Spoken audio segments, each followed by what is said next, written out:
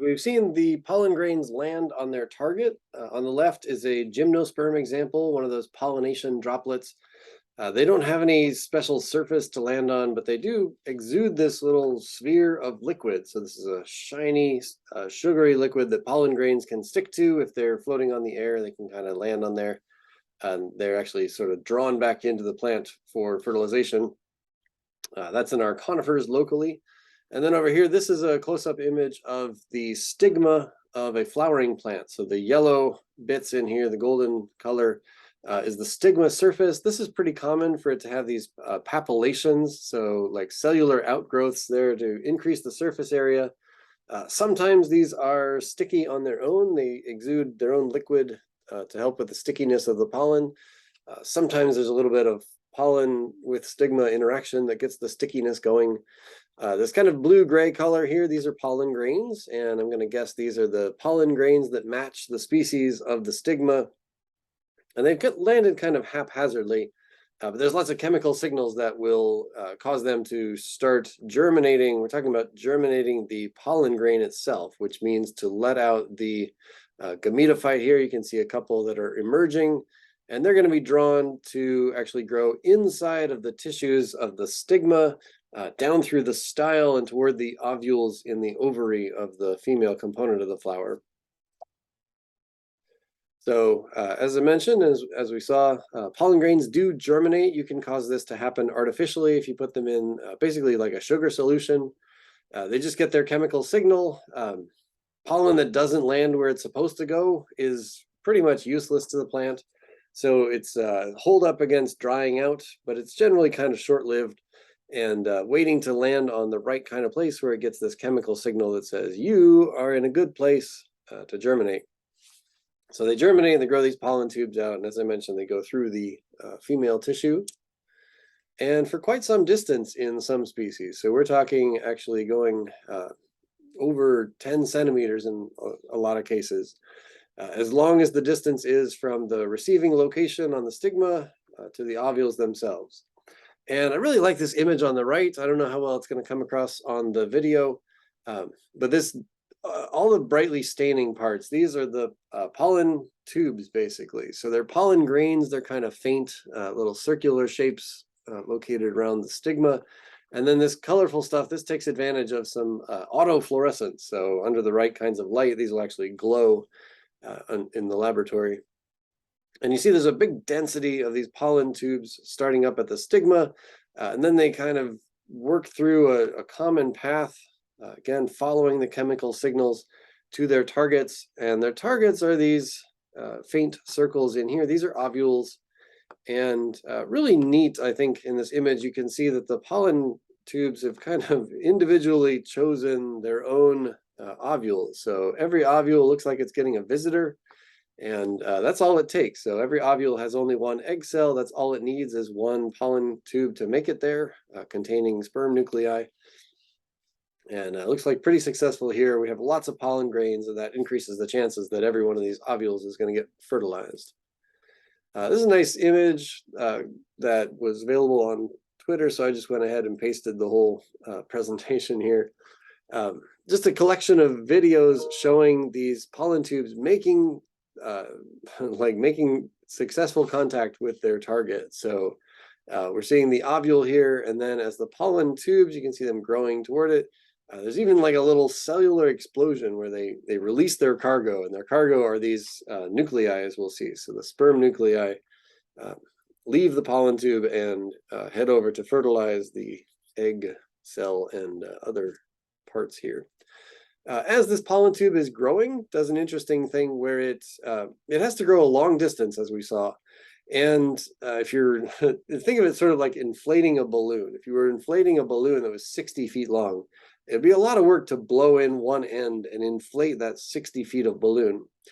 So what they do is they close up periodically along the distance, and they close their progress that they've made up to that point, and that gives them a smaller compartment to inflate. And I don't know which direction these are going, but one direction they'll seal up behind them.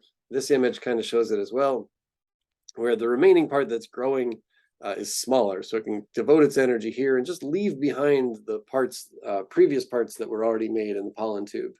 Very much like the vegetative part of a plant grows. We saw that they grow from the tip. They leave the parts behind that they've already made, and they just keep growing from the tips. And so the plug parts in here, there's a molecule called callose that gets put in there. It's just a tough molecule, and it basically seals up the growing part of this pollen tube from the previously made parts of the pollen tube. Don't worry about the fine details of all this, but there's a lot of cellular machinery devoted to this growing. And it's a little bit of a race, right? If you're the first pollen tube to make it, that could mean that you are succeeding where your other pollen tubes around you did not. So the pollen tube finally makes it to the ovule. Here's our pollen tube in this image, kind of brown color, making it in through this opening here, this narrow part where there's an opening in the integument. That's called the micropyle, if you remember. So micropyle here, the green are the integument. This is a covering for the ovule produced by the parent plant. So this is actually like mom's tissue, this green tissue here. And then the haploid part here, the gametophyte proper, is in this kind of peach color. And it's got a collection of nuclei. One of them, this one here, is actually the egg cell. So this is the main target. And there's an interesting process in angiosperms where they do this thing called double fertilization. So the pollen tube, to make this double, the pollen tube number one gives us 2 sperm cells. And if you remember, the pollen tube is gametophyte, and the pollen grain was made as a result of meiosis. So all of these nuclei, they're genetically identical. So it really doesn't matter which one of them fertilizes.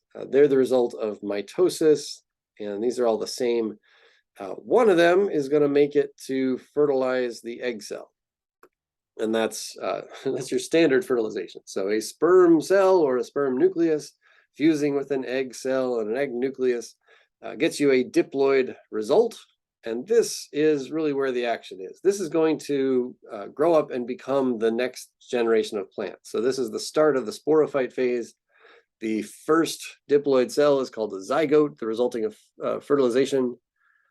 And then there's some other stuff going on. So the second fertilization involves a second sperm cell fusing with these central cell of the gametophyte here. So central cell, or polar nuclei, they're sometimes called. And these are actually diploid at this point. So the central cell has 2 sets of nuclei, and it's going to merge with this third set of nucleus. So you end up with 3 copies of genetic material, which is triploid, or 3N.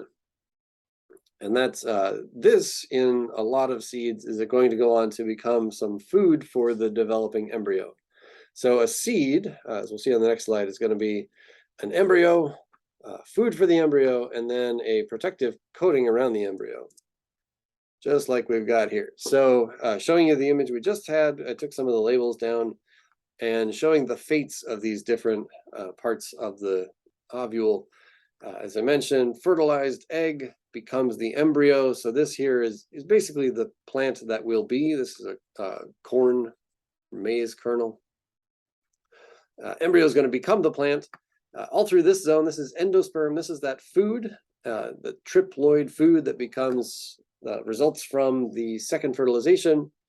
And then the seed coat's also an important part of the seed, and that results from the tissue from the maternal plant. This green part, the integument, sticks around as a protective coating around the whole thing. And I have these ends on here as a reminder that there's kind of an interesting genetic combination here, where the embryo is the combination of equal amount of dad and equal amount of mom, looking at the DNA they get from their nuclei. And the endosperm is also a combination of dad and mom. It's 2 copies of mom, because it started out diploid, and 1 copy of dad, which is what came with the sperm cell. So they're both embryo and endosperm consists of genetic information from mom and dad, just a little bit skewed towards more mom for the endosperm.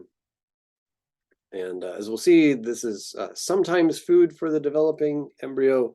Sometimes the endosperm is not a big component of the seed, but in a lot of seeds it is.